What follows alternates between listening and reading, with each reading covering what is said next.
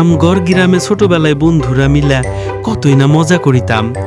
School ফাঁকি দিয়া বন্ধুদের লইয়া কত জায়গায় না ঘুইরা বেড়াইতাম, নদীতে যাইয়া কতই না লাফালাফি করিতাম।